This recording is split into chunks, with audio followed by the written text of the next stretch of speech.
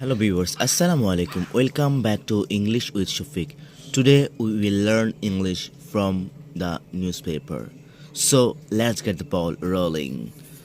চলুন আজ আমরা পত্রিকা থেকে ইংরেজি শিখি। কোল্ড ওয়েভ মানে শৈত্য প্রবাহ। টেকিং শুনুন, শৈত্য প্রবাহ। এখানে আপনার এটা কন্টিনিউয়াস সেন্সে করা হয়েছে।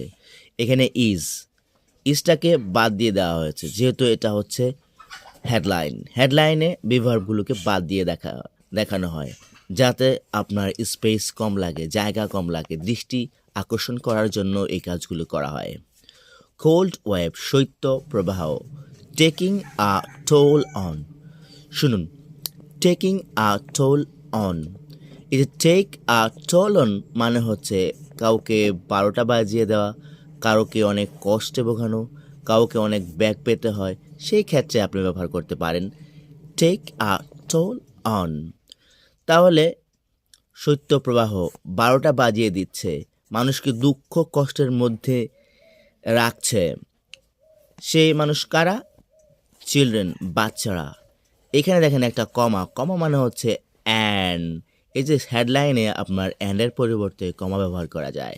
তারপর এল্ডারলি মানে বয়স্ক লোক ও বাচ্চাদেরকে কোণঠাসা করে দিচ্ছে, 12টা বাজিয়ে দিচ্ছে আপনার শৈত্য প্রবাহ। আরেকটু নিচে যাই আমরা, দেখেন সাব হেডলাইনে কি বলেছে। এটা হচ্ছে মূল হেডলাইন, আর একটা হচ্ছে আপনার সাব হেডলাইন। এটা ডেইলি স্টার পত্রিকায় এটা করে থাকে বেশিরভাগ ক্ষেত্রে। হসপিটাল অ্যাডমিশনস, হসপিটালে ভর্তি, অ্যাডমিশনস কি নিয়ে ভর্তি? উইথ কোল্ড রিলেটেড মানে হচ্ছে আপনার ঠান্ডাজনিত ডিসিজেস, রোগ, ঠান্ডাজনিত রোগ। হসপিটালে ঠান্ডাজনিত রোগ সংক্রান্ত ভর্তি। সোয়ার বেড়েই চলছে। কে বলেছেন? এই যে একটা স্টাইল এখানে সেমিকোলন দিয়ে যারা বলেছেন, দেখেন তাকে বলতেছে। এক্সপার্টসরা, চিকিৎসকরা ব্লেম দায়ী করছেন লালিনা হচ্ছে একটা ঠান্ডা আবহাওয়াটা আপনার ঠান্ডা থাকে। সমুদ্র পৃষ্ঠের মধ্যে যখন আপনার নর্মাল যে তাপমাত্রা তার চেয়ে অনেক ঠান্ডা, এই জিনিসটাকে এক্সপার্টটা দায়ী করছেন।